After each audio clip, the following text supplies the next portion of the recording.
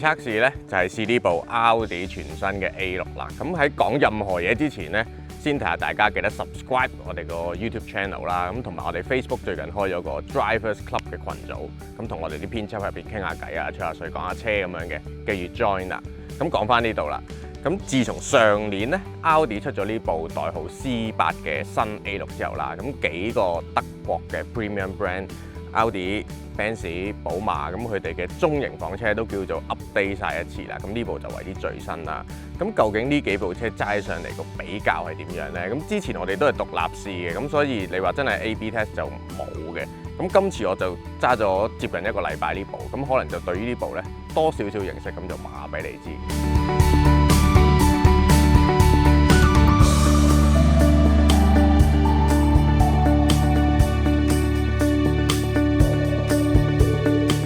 呢部新款嘅 A6 咧，其實佢成個設計個 language 咧，同 Audi 近年嗰一種用法咧，都係差不多嘅，就好多好實、好 firm 嘅線條，有啲好似摺痕咁樣好立體㗎啦。咁你見到由頭冚呢度幾摺，一路去到車側嘅骨線啦，同埋門下方咧都有一個好似摺咗落去嘅凹位咧。咁呢啲都係佢哋呢近年好興用嗰啲設計嚟嘅。咁而家呢部車咧比較，你覺得係新鮮啲啊？就係個車頭啦，因為個頭燈咧好得意嘅，一間間好容易認嘅。咁亦都係好多起角嘅位啦。咁呢一部咧就裝咗一個叫做 Prestige Package 同埋 Prestige Package Plus 兩樣嘢嘅。咁佢而家咧就係用20寸嘅鈴啦，其實你仲可以 option 21寸都得嘅。咁懸掛亦都有得揀嘅。咁有普通彈簧懸掛、Sport 懸掛、電子避震、氣壓避震咁樣啦。咁你自己揀啦。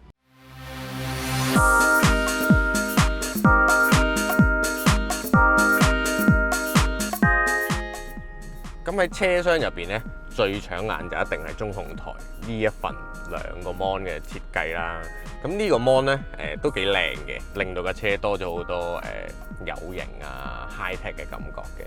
咁上邊呢一 part 咧，其實就係同平時嗰啲 MMI 系統差唔多噶啦，有導航啊、音響啊、電話或者呢部車嘅 setting 啦。咁至於較冷氣啊嗰啲嘢咧，就擺晒喺下邊噶啦。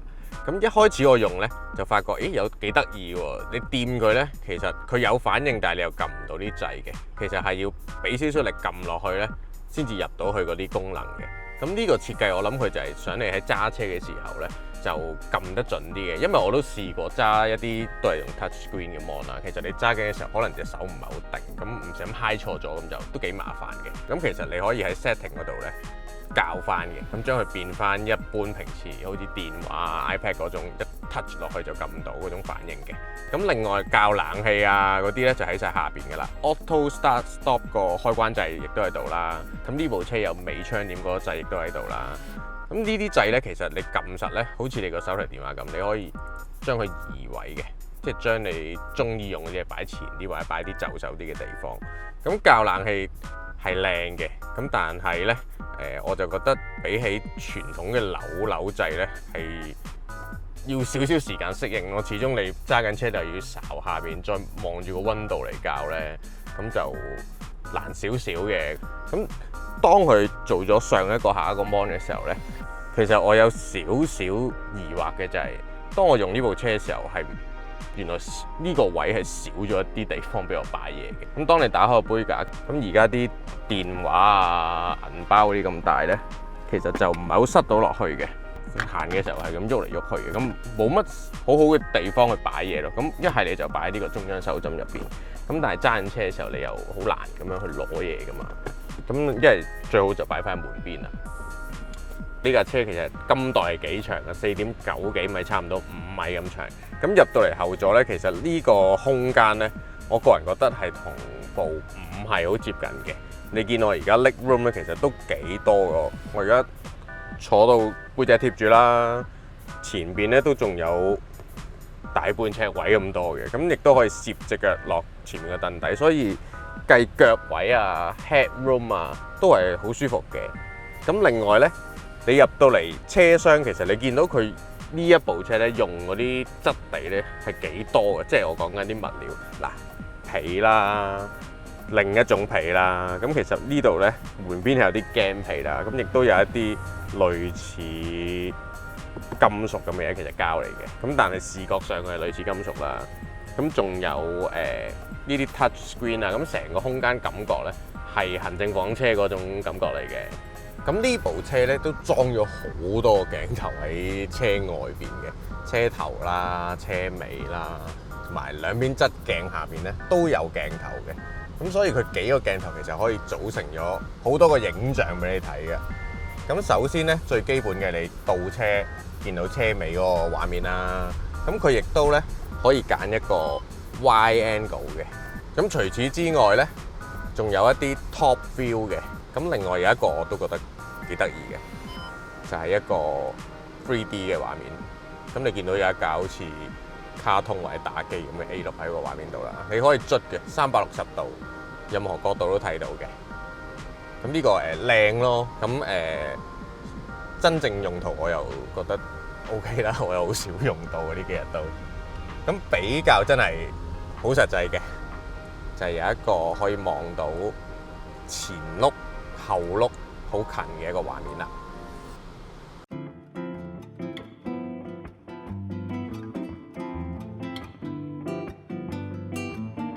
呢部車咧揸咗幾日，其實個感覺係相當舒服嘅。我諗第一個原因咧就係架車都非常之靜嘅。其實之前咧我哋試咗 E-Class 啦，都係覺得好靜嘅。咁之後到寶馬5系出嘞喎，咦又係好靜喎。究竟邊個靜啲咧？我都唔知。總之就係好靜啦。咁嚟到 A6咧，居然一樣都係好靜嘅。有陣時你行 highway 行到80零咁樣咧，你都唔係好聽到風噪嘅。咁呢一方面呢架 A6咧係真係做得幾好嘅。當 engine 行順咗嘅時候咧 ，even 你連引擎艙入邊嘅聲咧，甚至排氣聲都唔會好傳到入個車廂入邊嘅。反而喺咁靜嘅情況下咧，比較明顯嘅咧就係行一啲路面冇咁靚嘅時候，嗰啲胎噪啦。因為始終呢一部係20寸鈴咧，都會有翻咁上下胎噪嘅。當你個行車模式係 auto 或者 comfort 嘅時候咧，其實佢係一種比較結實，但係又唔係好硬嗰種反應嚟嘅，係有一種韌度。而每一次當你經過一啲坑渠或者一啲凹位啊爛嘅地方嘅時候咧，嗰種懸掛嘅喐動咧，動作係都幾快嘅，好快喐一下之後又平復翻啦。咁所以成架車就唔會有好多餘嘅震動或者啷嚟啷去啊，或者嗰種感覺咧就好少嘅。所以行起上嚟個 ride 係好 smooth， 尤其是當你行緊 highway 啲路比較靚嘅時候咧，好似冇乜感覺咁個車底。咁至於揸車嗰個其實都係舒服，因為咧Audi 近年啲軚感都係比較輕巧嘅，所以轉向你又唔需要好用力，佢亦都轉得幾快。另外咧，呢一代嘅 A6 其實都加咗後輪轉向嘅，不過佢呢種後輪轉向咧就屬於少少調味嗰種啦，即係落少少嘅啫，又唔係好重手嘅，即係唔似得雷諾嗰種咧。一扭好似哇，個車尾喐得咁快，咁佢就唔係嘅，佢係比較低調少少嘅後輪轉向。咁呢部車我都揸咗成個禮拜啦，其實成個過程咧，我冇乜特別意欲去揸得好快啊，或者去劈下咁樣嘅。因為呢架車咧，俾我嘅感覺就係你應該好舒適、好自在去嘆下部車咁樣去揸嘅。咁但係咧，若然你真係揸快啲咧，佢有 handle 到嘅。咁呢部車咧，用3公升 V6 Turbo 引擎，暫時係 A6 唯一嘅型號嚟嘅。4氣缸引擎咧，我相信有嘅，但係就未出，遲下啦可能。佢有340匹馬力，咁對於一架中型嘅行政房車，若然你係日日揸嘅，其實我覺得夠啦，直頭有多添啦。咁另外都要提下啦，佢其實今代 A6 咧就有呢個48伏嘅 Mild Hybrid 系統嘅。咁嗰嚿鋰電池咧就喺尾箱下邊嘅，咁而喺 engine 嘅曲軸入邊咧，其實就連住咗一個叫做 BAS， 類似發電機同埋一個 starter 嘅組合咁樣啦。當你收油嘅時候咧，其實可以做到一啲動能回收，就插翻個鋰電池嘅。咁呢個48伏嘅系統咧，就冇話特別加咗啲力落去俾你嘅，但係佢就幫你慳到油。佢用嘅方法咧就係，當你架車 loading 低 cruising 嘅時候，時速 around 55至160公里啦，佢都可以令到架車有一個滑行嘅狀態。咁其實以前嘅 Audi 咧都已經有呢種功能㗎啦。不過當你用咗呢套 Mild Hybrid 之後咧，嗰個滑行嘅距離同埋時間咧都可以長啲嘅。咁變相就慳到少少油。咁另一個顯著少少嘅功能咧，我覺得幾好嘅，就係嗰個 Auto Start Stop 就快咗好多啦。反應係比起以前嗰啲停咗車跟住你鬆 brake 咁着翻先至行咧，係快咗好多嘅。依家有少少直頭你唔係好覺嘅，同埋佢有一個特別嘅功能喎，就係佢車頭嗰個鏡頭咧會及住前面部車喎。假如你停燈後停低咗，咁個 engine 停咗啦，咁之後佢見到前面嘅車喐咧，佢唔使等你鬆 brake 嘅，佢自己就會即刻預先着翻嗰個引擎啦。咁所以你一鬆 brake 架車就行得㗎啦。咁呢個功能有幾好嘅。